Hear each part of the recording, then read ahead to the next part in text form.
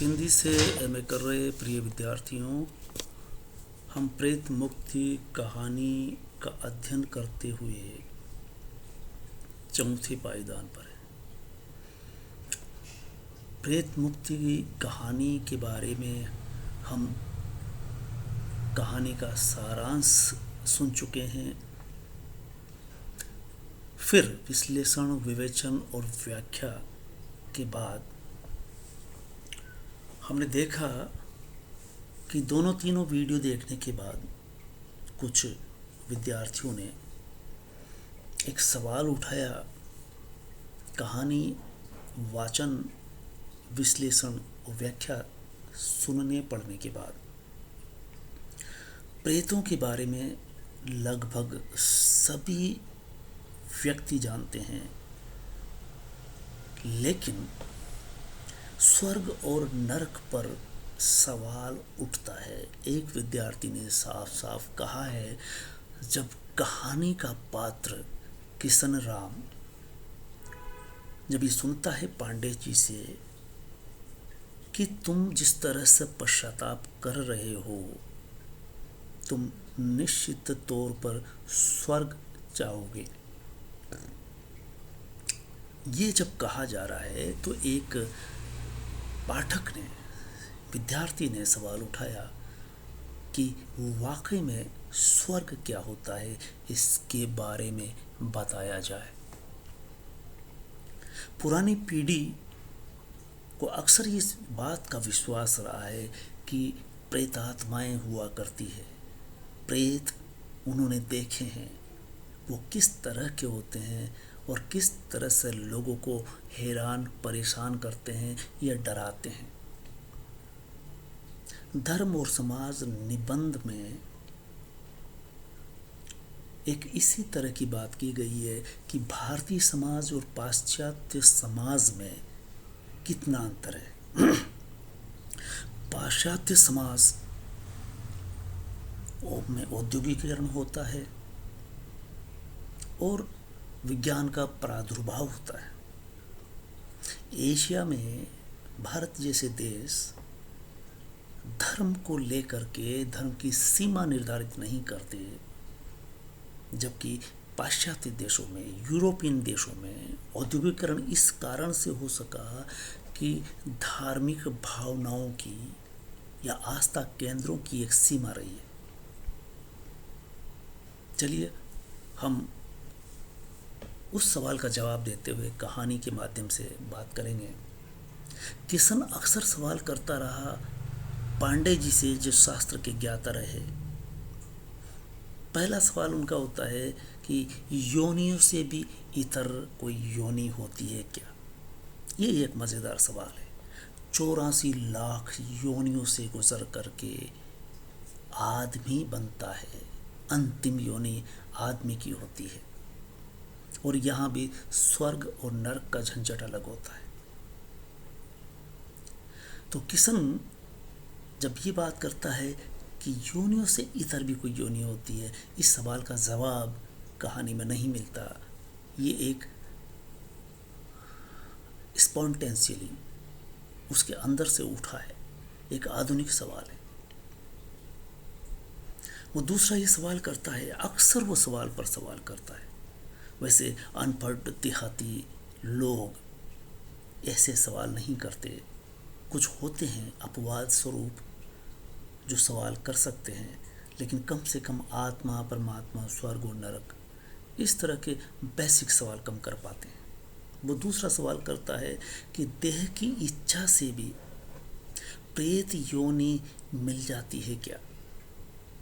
अगर व्यक्ति की इच्छा हो, कहीं न कहीं इच्छा दबी रह जाए, या किसी व्यक्ति विशेष में, किसी चीज़ में उसकी तृष्णा रह जाए, तो क्या वो प्रेत योनि में ही जाया करता है? उसे इस बात का डर रहता है। डर इसलिए हुआ कि वो प्रेत योनि में जाने से बचना चाहता है। उसका शरीर धीरे धीरे कमज़ोर होने लगता है और उसमें अपने प्रति धिक्कार भाव इस बात को लेकर के होता है कि वो कमज़ोर होता हुआ, बुजुर्ग होता हुआ एक दिन मर जाने वाला है, यानी मसान की ओर उसका मुंह है, कभी भी मर सकता है। लेकिन जब इस अवस्था में है, इसके बावजूद उसे अपनी घरवाली को लेकर के रांड पातर जैसे शब्द, गाली सूचक शब्द का इस्तेमाल करता है। ये शब्द इस्तेमाल करने के पीछे कारण ये है कि उसको उसकी पत्नी का विछोह, हमेशा हमेशा के लिए पत्नी अपने पीर में रह जाती है, पीर वाले रोक लेते हैं और उसको एक तरह से भगा देते हैं। तो वो उसमें कभी कभार इस तरह की गाली दे देता है। उसे उससे प्रेम है, वो नहीं चाहता कि वो प्रेत बने और अपनी पत्नी को किसी तरह से भी परेशानी में डाले। उसने देखा है उसकी सौतेली माँ को किस तरह से प्रेत आता है, वो प्रेत भी उसके पिता का, उसके बाप का, और उसको प्रेत आत्मा से मुक्ति दिलाने के लिए उसी के लड़के गर्म चिमटों से धागा करते, उसे कितने दुख पीड़ा देते। उसे इस बात का एहसास होता है कि कहीं उसकी भवानी को भी उसी तरह से ये बेटे दागने न लग जाए। वह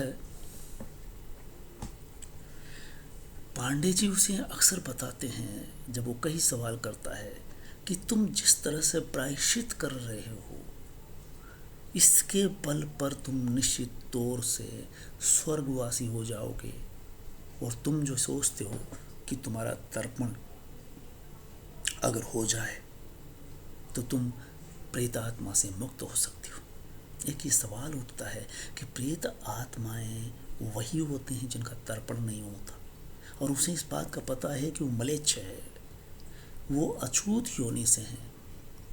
इस कारण से शास्त्रानुसार गरुड़ पुराण नहीं सुन सकता, वो गरुड़ पुराण सुनने वाले ही स्वर्गवासी हो सकते हैं,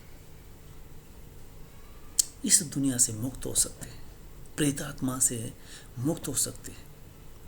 इसलिए वो कहता है कि भोनी छोरी को न लग जाए ये प्रेत मेरा मरने के बाद।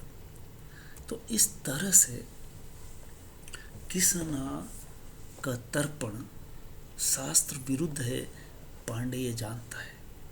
ये शास्त्र निषिद्ध करता है कि अछूत का तर्पण नहीं हो सकता, लेकिन चूंकि पांडे उसका बचपन का साथी रहा है, तो पांडे कहता है कि जाति बेशक इस जाति का तर्पण नहीं हो सकता, लेकिन जब ये मर जाएगा तो शरीर तो मिट्टी में मिल जाएगा, तो जाति भी खत्म हो जाती है। मिट्टी छूट जाने के बाद आत्मा रह जाती है, और आत्मा अछूत नहीं हुआ करती।